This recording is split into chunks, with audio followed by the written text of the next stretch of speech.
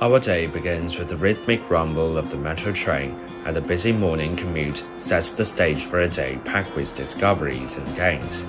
And our first stop is the Presidential Palace.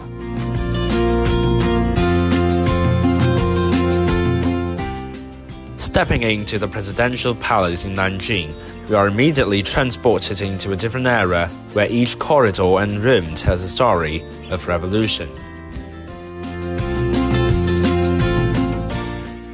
Then we continued our journey to the Oriental Metropolitan Museum.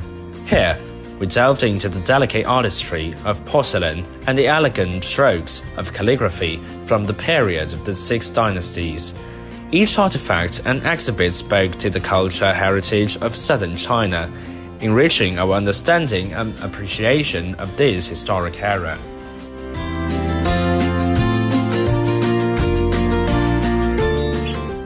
Our adventure next took us to the serene Xuanwu Lake, nestled within the ancient city walls of Nanjing. As we gazed out at the distant mountains and admired the towering walls close by, we felt a deep connection to the natural beauty and historical significance of this tranquil oasis.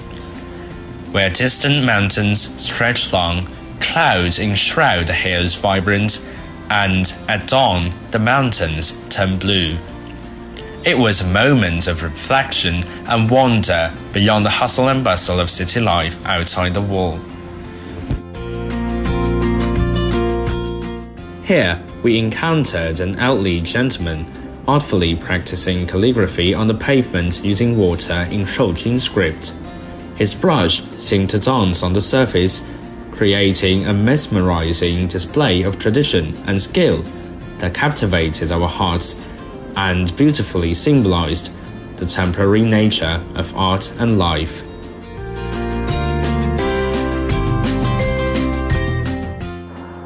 As we were ready to get out, a thick fog enveloped us, transforming the landscape into a dreamlike vista.